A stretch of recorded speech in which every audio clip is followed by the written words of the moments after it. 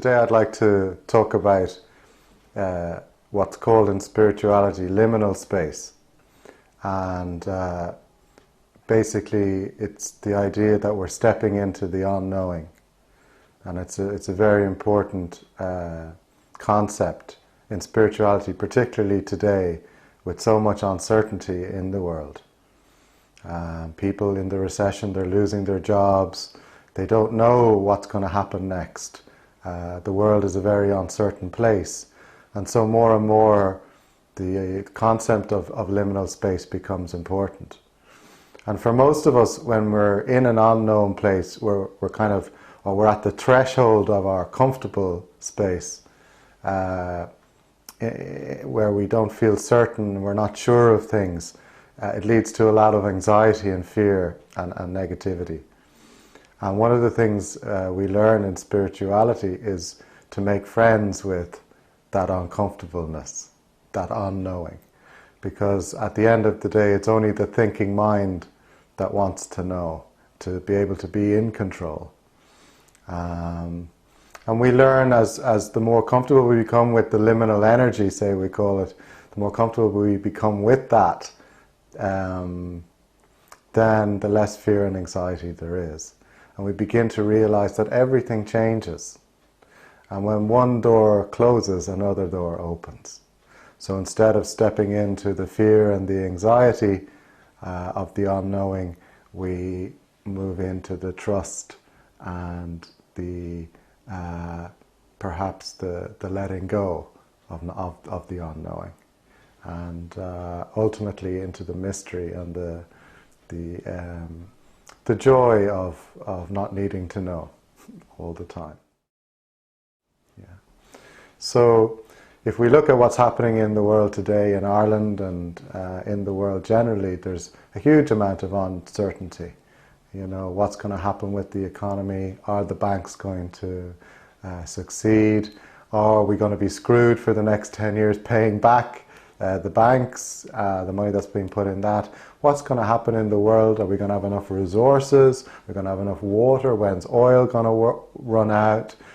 Are we going to be overpopulated? What's happening with the environment? It's just, there's a huge energy of chaos in the world and change. And this is very much the energy of what we call liminality. And it brings us into an uncertainty. It brings us into a place of, I don't know what's going to happen next. And always the thinking mind then goes after that. I need to know. I need to know in order to feel happy or to somehow be in control. I need to know. And a lot of spirituality, it's not so much about finding out what's happening next, but becoming comfortable with the not knowing. With the not knowing. So that's what the real invitation of today is, with what's happening in the world. And it's very real for people. It's a very lived, real experience, because so many people are losing their jobs. So many people, you know, don't know where the next pay packet, how they're going to pay for their mortgages, where that's going to come from. And there's a huge amount of uncertainty generally. And yet that invitation is there always. Can I let go of the old room? And I haven't quite stepped into the new room yet. I'm somewhere in between. And what's it like in there, in that in-between place, that liminal place? And you know, in spirituality you would say that that's where transformation really takes place. Because if I'm still in the old room, I'm in my comfort zone, everything is, my daily life is just chugging along as normal. If I've stepped into the new room, well, I know what the new room is like now, so I'm back in a place of comfort. But in between, I don't know what's happening. That uncertainty is still there. And I have a choice in that. I have a choice. And unfortunately, as a society and in our culture, we're conditioned when we're in that in-between place to go into the fear. We go into fear, we go into uncertainty, you know, and that can take over us. in so many ways. And one of the ways that that takes us over is negativity. We can become quite negative. We can get sucked into a fear of lack, a fear of annihilation, a fear of being broke, a fear of, just fear itself. We can get sucked into that. And it can cause a lot of suffering for people. And I really think that, one of the ways it manifests, particularly in this country, is around negativity. And with the thinking mind becomes very critical of everything. So we're always looking for something to blame. We're always looking for, if we're in an in-between place, if we feel a sense of anxiety or uncertainty, we look for some way out. And the way out is, it's always somebody else's fault. This person, it's the bank's fault, it's the government's fault, it's this person's fault, it's that person's fault, it's my fault even. If the stick I can beat somebody else with the stick, or as the mellow would say, I can beat myself with it. And unfortunately, that critical energy, that negativity is it's like a loop, an egoic loop that people get locked into, that feeds on itself. It just goes round and round, feeding on itself all the time. And it's like a prison. It's like a mental prison. I remember at one stage in my life, I felt like I was in this mental prison and there was no way out. I wasn't in a physical prison, but I was in my head, I was stuck. I was stuck in this mental prison. And the critic is like the jailer in that prison, And we would say, that there are two types of energy that we can plug into as human beings. We have this egoic energy loop. This is our story and our life as human beings. This is the kind of energy that keeps us going. And then we try and maintain that energy. We exercise, we sleep, we eat, and so on. And we manage that energy as best we can. Sometimes we don't. But a lot of the time then we get exhausted. If that energy is interrupted in some way, if we end up in a liminal space in between where we don't know what's happening, if the fear comes in, it can really affect our energy. And that's when people start to become depressed and lose energy, they lose their sense of energy. And in spirituality, we would say there's another energy loop we can plug into, which is beyond the critic, beyond the egoic energy loop. So I always ask people who are practicing spirituality, I say, how does your spirituality energize you? How does it energize? How does it give you energy to be in the world? And particularly when you're in an unknown place, an uncertain place. And I think, in the old days, we would say it's only when people were on their knees sometimes that they found God in the difficult situations. So this would be a similar concept. It's only when we're in such an uncertainty in our lives that transformation can happen, and we find spirituality, or we look to spirituality perhaps to help us there. And of course, spirituality doesn't make the uncertainty go away. It would be great if it did. But it helps us to become familiar with that. And the ultimate uncertainty, of course, is that we end up dying, physically dying. And, the letting go of that as well. So life prepares us to be able to let go all the time. And one of the ways that we work with the critic, this critical energy that can come out, because I find Irish people as well, they're very observant. Irish people are great at observing things, but they judge everything. And that's what creates negativity. So if we could just take the judgment out of the observation, then Irish people, I think, will be very, very enlightened in many ways. And so really in the work that we do, that I do in my school, the Beehive, is to get people to notice when they're being critical, when they're criticizing all the time, and then to take the judgment out, because the critic will always want to make someone wrong, you know. To take the judgment out and just, can you say that now as an observation? So an example would be, I go into a nice restaurant and I order a steak, and I like my steak medium, and it comes out and it's burnt, you know. So the critic would get a hold of that critical energy, and say, right, this steak isn't the way I want it, it's crap, the restaurant's crap, the chef is crap. There'd be a whole drama. You know, the emotional energy, negativity comes up into the mind, the critic gets a hold of it, and there's this whole drama that's played out, which ultimately feeds the critic at the end of the day. Whereas the observer would simply say, would critique the situation. And there's a subtle difference between critiquing and being the critic, and say, I like my steak medium. This is well done. Can I have another one, please? You know, so different, so different. And yet we do that all the time in our lives, all the time. And so we're feeding this egoic, negative egoic energy loop around us. And then we wonder why we're not happy. And there's a simple practice to help with the critic, a very simple practice. In the East it's called metta, or loving kindness practice. And it's really coming down into the heart, you know, because it's the heart when the heart is open, then, you know, the critical thoughts don't really have any power within us.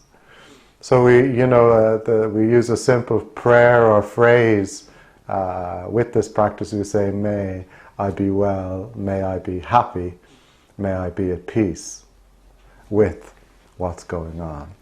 So I may not be able to change the circumstances of my life right now, but may I be well with what's happening, may I be happy with what's happening, may I be at peace with what's happening. And then maybe that's the only choice I have right now, but it is a choice.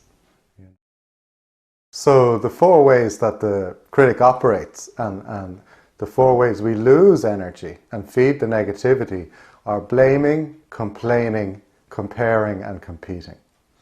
You know, so we're always blaming either ourselves or someone else about what's happening in our lives. We complain about things all the time, which creates negativity. Bitch and moan about stuff. We compare ourselves, you know, or our situation to someone else. You know, well, how come my life is like this, whereas, you know, the neighbors are so much better than we are, you know. Or we compete. We're constantly competing, you know, trying to get one up on everybody else. And underneath all of that, there's this sense of unhappiness, you know, and the critic is driving the show. And ultimately, I feel it comes back to just an uncomfortableness with change, and an uncomfortableness with the not knowing. And at a deeper level, spiritually at a deeper level, it comes to, you know, life is set up for loss from a very early age. You know, when we leave if we move into the heart, we were talking about the heart energy and loving kindness from a very early age, you know, you could almost say there's the existential loss of being born as a human being. There's that sense of coming into the world. When we're babies, we have the loss of the womb. When we are born, the safety of that place. And as children, and as we get older, we have the loss of innocence. As teenagers, we have the loss of the romantic way we see the world. And then as adults, sometimes we have the loss of, I suppose, because we're so busy trying to be responsible and keep everything together, we forget what a magical, wonderful place the world can be. And then ultimately, as we get older, there's the loss of people through illness and death, and ultimately our own loss. So life is set up to teach us about loss from a very early age. And we, a lot of the great teachers would say that in the heart lives love and loss together.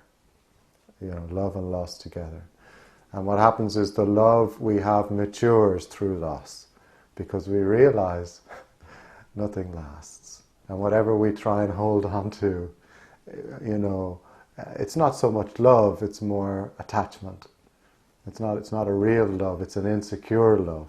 And the things we hold on to the tightest are the ones that, when we do lose them, we suffer the most with.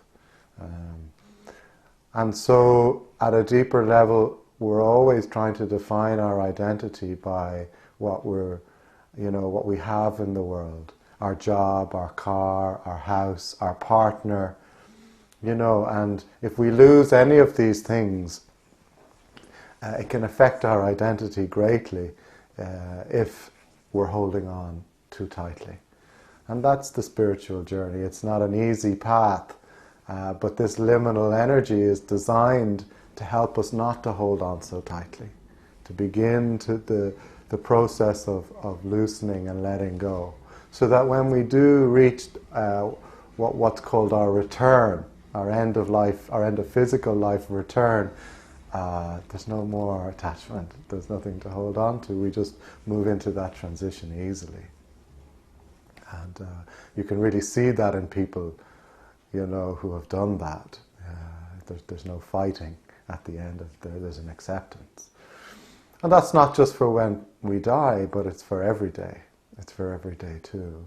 There's nothing I can do right now in this moment to change the circumstances of my life.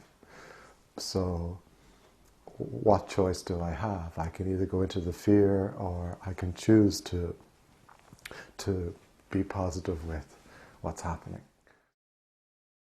Again, coming back to that mantra, if necessary, that prayer, and it doesn't matter what your religious background is. You could say, Dear God, or Dear Buddha, or just the mantra itself, may I be well, may I be happy, may I be at peace, And also offering that for other people who are suffering with the unknowing. May they be well, may they be happy, may they be at peace. May all beings be well, may all beings be happy, may all beings be at peace. And this is really the energy of the heart, which really helps to hold the thinking mind. And what happens is, normally our thinking mind is like this. It's like a closed energy loop, egoic loop. The thoughts are stuck inside, going round and round and round. And as the heart is developed and holds the thinking mind, it allows the mind to open itself like a flower. And underneath the core of the flower is the heart, which maybe are the leaves. And then right down into the ground are the roots of the flower, which is the things that anchor us in the world. And part of our spirituality are finding touchstones, finding things that really anchor us in the world. In the midst of change, in the midst of uncertainty, where's my ground? In spirituality it's called ground of being. Where's my ground? And if I have no ground, if I have no touchstones, when there's a lot of chaos going on or change, then I'm going to be pulled into it and suffer because of that. So one of the things we learn to find is, well, what is my ground? What can I anchor myself with in the change? And the greatest ground we can have is knowing who we really are. Finding that. Who am I if I let go of the story and, my need to identify myself by my work, my job, my role, my relationships. So if I can really find out, if I can let go of all of that and just, touch the center of my being and find that out, then that's my true ground. Then it doesn't matter what happens on the outside so much, because inside I found that center in myself.